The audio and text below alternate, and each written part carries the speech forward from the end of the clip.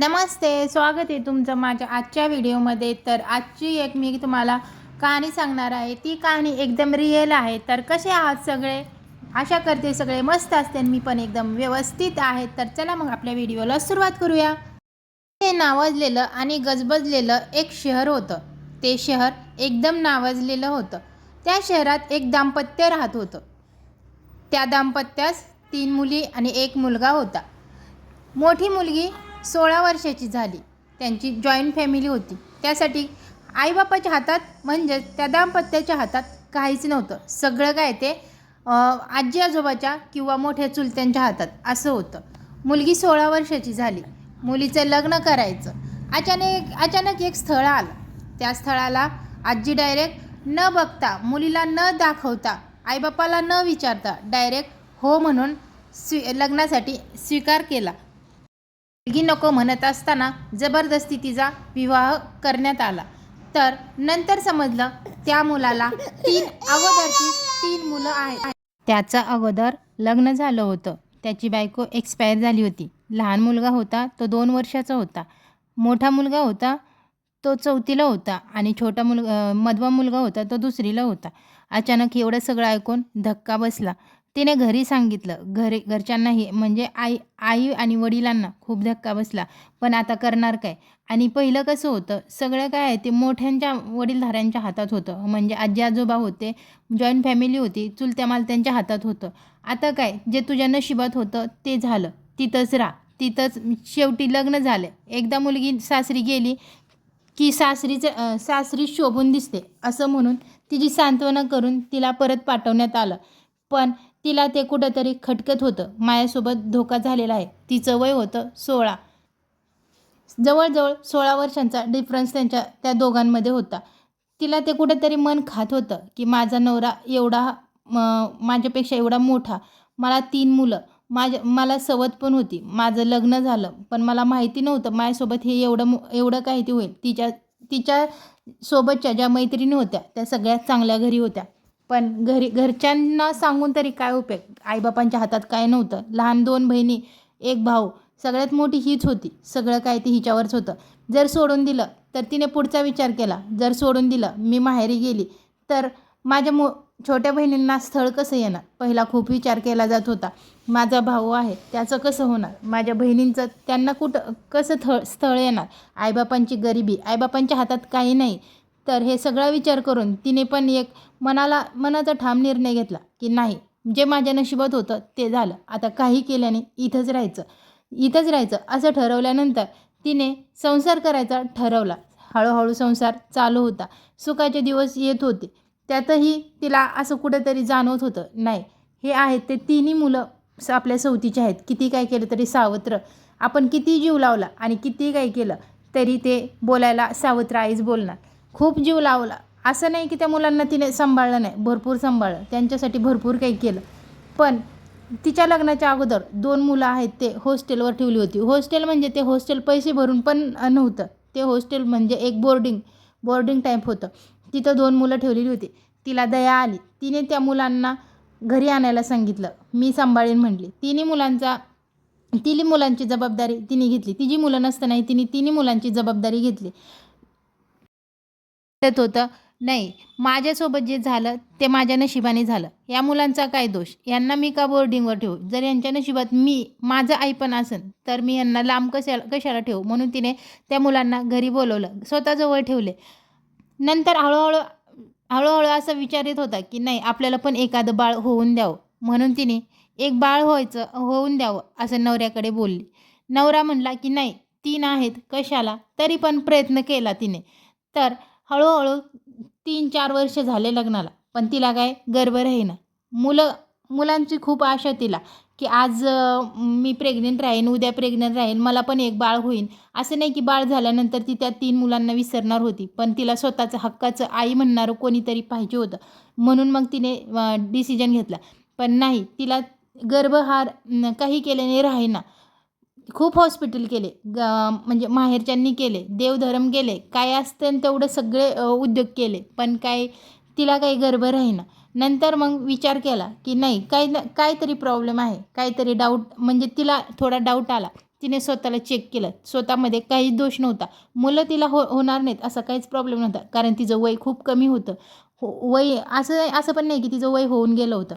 पण नाही, चेक केलं तर तिच्यात काहीच प्रॉब्लेम नव्हता. नंतर मग डॉक्टरांनी सल्ला दिला की तू तुझ्या मिस्टरांना चेक कर. मिस्टरांना चेक करायचा निर्णय घेतला. तिने त्याविषयी तिच्या मिस्टरांसोबत बोलायला गेली. पण नाही, ते चेक करून घ्यायला तयार नव्हते. तिथं डाऊट आपला क्लिअर झाला की चेक करून घ्यायला तयार नाही याचा अर्थ की त्या माणसाचं ऑपरेशन झालेलं आहे. नंतर खूप वाईट वाटलं. 4 दिवस माहेरी आली. आईबापापाशी रडली. आईबाप पण शेवटी काय करणार, परिस्थिती नाजूक. पाठीमागे 2 मुली, त्यांचं शिक्षण, मुलगा, त्याचं कसं काय, असं करून तिचंच समजूत घातली आणि तिला परत पाठवण्यात आले. जे काय आहे ते आपल्या नशिबात होतं हे सगळं सहन करून तिने स्वतःला असं विचार केला, नाही हे सगळं माझ्यासोबत होणारच होतं, हे सगळं माझ्या नशिबातच लिहिलेलं होतं. त्यासाठी तिने जे काय ते सगळं ॲक्सेप्ट केलं आणि मुलांचासुद्धा डोक्यातून विचार करून टाकला की नाही, आता आपल्याला मुलं होणारच नाही आहेत. तर त्या गोष्टीवर बोलून आणि हे करून उपयोगच नाही आणि स्वतःला त्रास करून घेण्यात काहीच अर्थ नाही. ह्या विचाराने मग ते पुढं चालायचं ठरवलं. नंतर मग काय, त्या 3 मुलांचा कसं सांभाळ करायचा, त्यांचं शिक्षण पाणी, हे सगळं करिअर सगळं काय ते करायचं ठरवलं. कसं काय केलं तरी आपण आपलं कर्तव्याला मागं नाही सरायचं. आपण आपलं कर्तव्य पूर्ण करायचं. पुढे जे होईन ते सांभाळून ना सांभाळू हा विचार करून तिने त्या मुलांसाठी झटायचा प्रयत्न केला.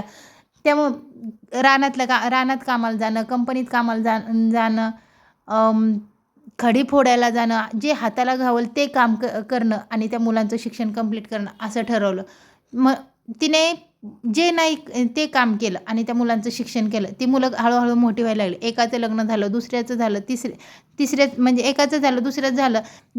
असे म्हणजे मुलांचे शिक्षण तर केले तिने, पण लग्नासाठी पण स्वतःचं घरसुद्धा नव्हतं. स्वतःच्या घरासाठी सुद्धा झटले.